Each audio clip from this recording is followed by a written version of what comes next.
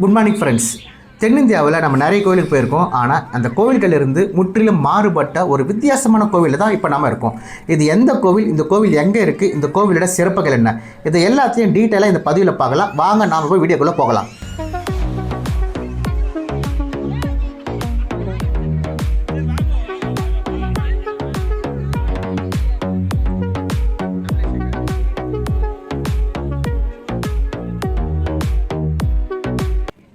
நாம் இந்த பதிவில் காரைக்குடியில் இருக்கிற ஸ்ரீ சோலையாண்டவர் திருக்கோவில், இந்த கோவிலை பற்றி தான் இந்த பதிவில் பார்க்க போகிறோம்.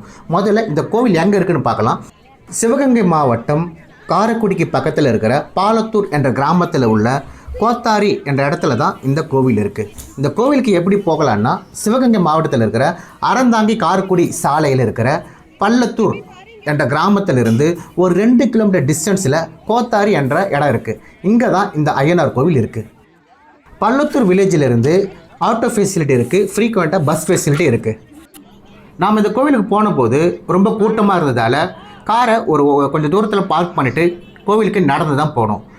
ஏன்னா கோவில் பார்த்திங்கன்னா ஒரு பெரிய திருவிழா நடந்துகிட்டு இருந்தது. ஸோ ஒரு நல்ல டைமிங்கில் அந்த ஐயனார் இந்த கோவிலுக்கு எங்களை வர வச்சிருக்காருன்னு நினச்சிட்டு கோவிலுக்கு நடந்தே போனோம்.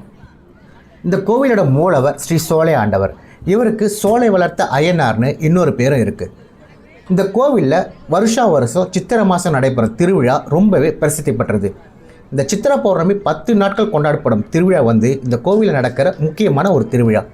சித்திரையின் முதல் நாளிலிருந்து ஸ்ரீ சோலை ஆண்டவருக்கு பூச்சொரிதல் விழா நடைபெறுகிறது. சித்திரை பௌர்ணமி விழாவின் போது சோலை ஆண்டவர் தனது கோவிலிலிருந்து வெளியே வருவார். இறுதி நாள் திருவிழா சாதாரணம் என்று அழைக்கப்படுகின்றது. அன்றைக்கி பார்த்தீங்கன்னா பல்வேறு இடங்கள்லிருந்து ஆயிரக்கணக்கான மக்கள் இந்த திருவிழாவுக்கான வருவார்கள். சோலை ஆண்டவர் நாள் முடிவில் பூப்பல்லாக்கில் இருப்பார். மறுநாள் அதிகாலையில் தான் அது முடிவடையும். ஒவ்வொரு நாளும் அவர் பல்வேறு அழகான உடைகளை அணிந்து கிராமத்தை சுற்றி அணிவகுத்து செல்வார்.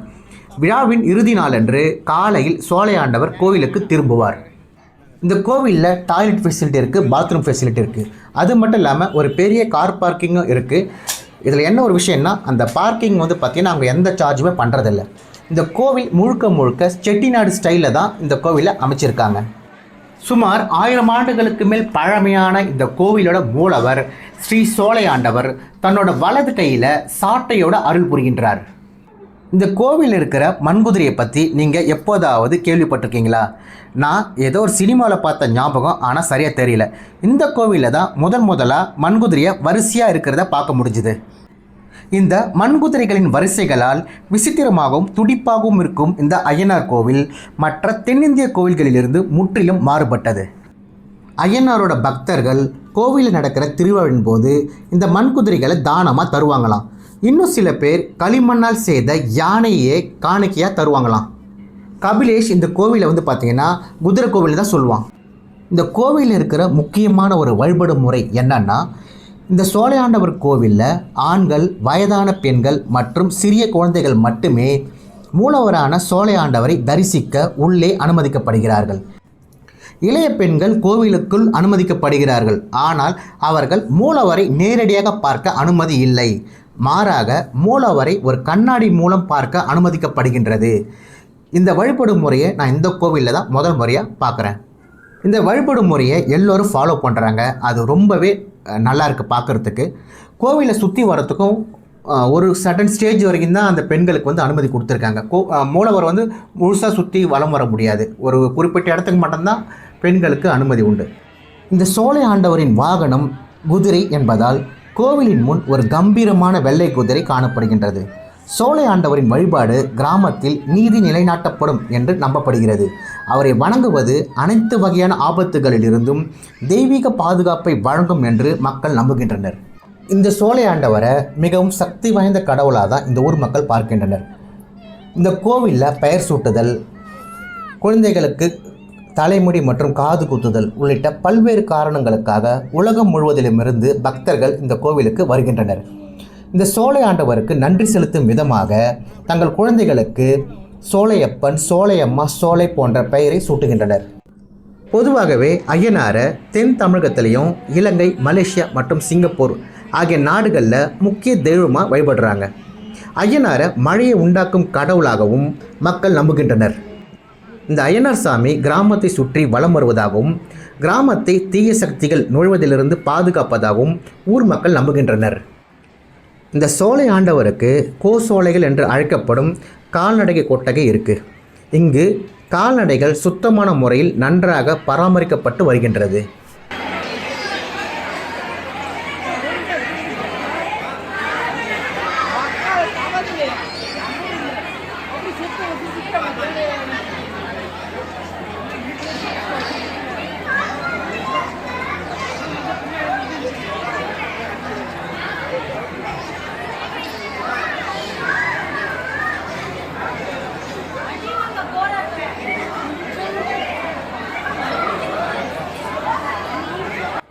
நாம் நிறைய கோவில்களுக்கு போயிருப்போம். ஆனால் சில கோவில்களில் மட்டும்தான் ஒரு விதமான வைபை வந்து நம்ம ஃபீல் பண்ண முடியும். அந்த மாதிரி நம்ம இந்த கோவிலில் நல்லாவே ஃபீல் பண்ண முடிஞ்சுதுங்க. ஒரு பாசிட்டிவ் வைப்ரேஷன் கிடச்சிது நமக்கு. சமீபத்தில் தான் இந்த கோவிலோட கும்பாபிஷேகம் சிறப்பான முறையில் நடைபெற்றது. இந்த சோலையாண்டவர் கோவிலை மிகவும் சுத்தமாகவும் நன்கு பராமரிக்கப்பட்டு நிர்வகிக்கப்பட்டு வருகின்றது.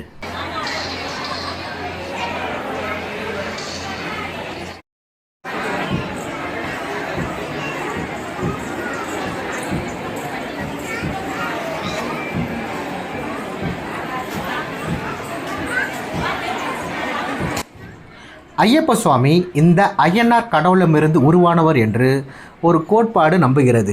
அது உண்மையா இல்லையா என்று எந்த ஒரு வரலாற்று குறிப்புகளும் இல்லை. ஒருவேளை உங்களுக்கு தெரிஞ்சால் கீழே கமெண்ட் பண்ணுங்கள். இந்த கோவிலோட அமைப்பு எப்படி இருக்கும்னா, கோவிலோட என்ட்ரன்ஸ்லேயே வந்து பார்த்திங்கன்னா கோவிலுக்கு முன்னாடி ஒரு தெப்பக்குளம் இருக்கும். அந்த தெப்பக்குளத்தை ஒட்டின மாதிரியே கோவில் இருக்கும். அந்த கோவிலோட லெஃப்ட் ஹேண்ட் சைடில் வந்து பார்த்திங்கன்னா அந்த மண்குதிரைகள் சொல்லியிருந்தேன்ல, வரிசையாக அடுக்கி வச்ச மண்குதிரைகள் இருக்கும். அதுக்கப்புறம் இந்த கோவிலோட மூலவருக்கு எதிரில் வந்து பார்த்திங்கன்னா ஒரு பெரிய வெள்ளை குதிரை இருக்கும். அது கோவில் மூலவரோட வாகனம்னு சொல்கிறாங்க. அது பெரிய பிரம்மாண்டமாக சூப்பராக இருக்கும். இப்படி தான் இந்த கோவிலோட அமைப்பு இருக்கும். இந்த கோவிலுக்கு பின்னாடி இருந்த ஒரு மரத்தில் பல்வேறு வளையல்கள் கட்டப்பட்டிருந்ததை பார்க்க முடிஞ்சுது.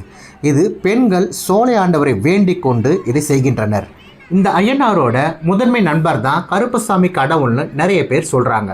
ஆனால் இதற்கு ஆதாரமான வரலாற்று குறிப்புகளோ பதிவுகளோ எதுவுமே இல்லை. நீங்கள் மறக்காமல் நம்ம சேனலை சப்ஸ்கிரைப் பண்ணுங்கள், ஷேர் பண்ணுங்கள், கமெண்ட் பண்ணுங்கள். அப்படியே பக்கத்தில் இருக்க பெல் ஐக்கனை ப்ரெஸ் பண்ணுங்கள். அப்போ தான் நம்ம போகிற வீடியோ உங்களுக்கு நோட்டிஃபிகேஷனில் வரும்.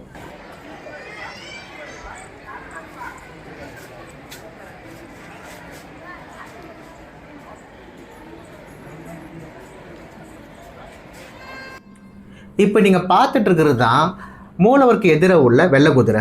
இந்த குதிரையை வந்து பார்த்திங்கன்னா ரொம்ப நேர்த்தியாக வடிவமைச்சிருக்காங்க. அந்த அவங்க கொடுத்த பெயிண்டிங் ஆகட்டும், அங்கே கீழே இருக்கிற சின்ன சின்ன உருவங்கள் ஆகட்டும், அது வேறு லெவலில் இருந்ததுங்க. உண்மையாக சூப்பராக பார்க்குறதுக்கு ஒரு கலர்ஃபுல்லாக இருந்தது. நீங்கள் அதில் பார்க்கும்போதே உங்களுக்கு தெரியும். அந்த வெள்ளை குதிரை வந்து பார்த்திங்கன்னா கம்பீரமாக பார்க்குறதுக்கே மிரட்டலாக இருந்ததுங்க.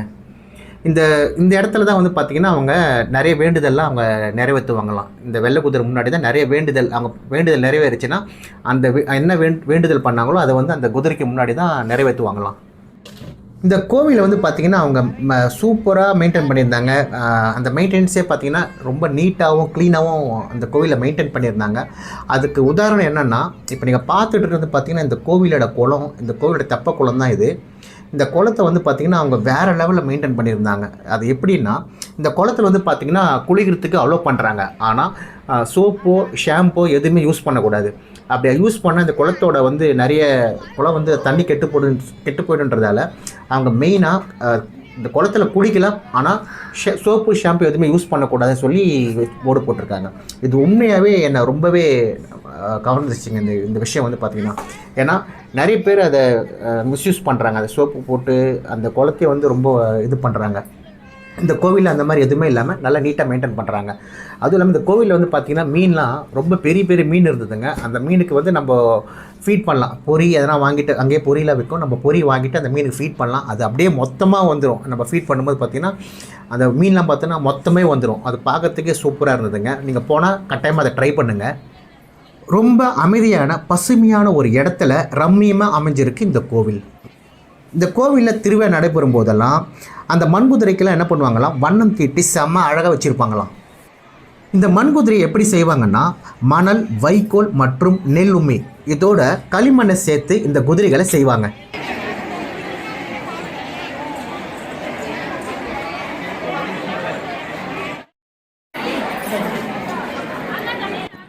இந்த கோவில்ல இருந்து கொஞ்சம் தூரத்திலேயே கானாடுகாத்தம் பேலஸ் இருக்குது, அதுக்கும் போயிட்டு வாங்க. இந்த கோவிலுக்கு நாங்கள் போன போது திருவிழா பண்ணிட்டுருந்தாங்க. இப்போ வந்து பார்த்தீங்கன்னா நீங்கள் உற்சவரை பார்த்துட்ருக்கீங்க. இது ரொம்பவே கொஞ்சம் அரிதான காட்சி தான். நம்ம போகும்போது நம்ம உற்சவரை வந்து நம்ம பார்க்க முடிஞ்சது. ஸோ உங்களுக்கும் நம்ம வந்து உற்சவரை வந்து படம் பிடிக்க முடிஞ்சுது. ஸோ இவர் தான் உற்சவர். ஸோ நீங்கள் பார்த்துக்குங்க. இந்த கோவிலில் 18ஆம் படி கருப்பர், சன்னாசி, கலிக்காரி, தட்சிணாமூர்த்தி, பெரிய கருப்பர், சின்ன கருப்பர், பட்டவர், அகோர வீரபத்திரர், சித்திர விநாயகர், முனீஸ்வரர், அடைக்கலம் காத்த ஐயனார், சப்த கன்னியர்கள் ஆகியோர் தனிச்சன்னதிகளில் அருள் புரிகின்றனர். காக்கும் கடவுளான இந்த ஐயனார் சாமியும் இவரோட தோழரான கருப்பு சாமியும் கோவிலில் இருக்கிற அழகான மண்குதிரைகளும் என்ன ரொம்பவே கவர்ந்தது. வாய்ப்பு கிடைக்கும் போது இந்த கோவிலுக்கு கட்டாயமாக போயிட்டு வாங்க. மீண்டும் ஒரு பதிவில் சந்திக்கிறேன். Tata, bye by.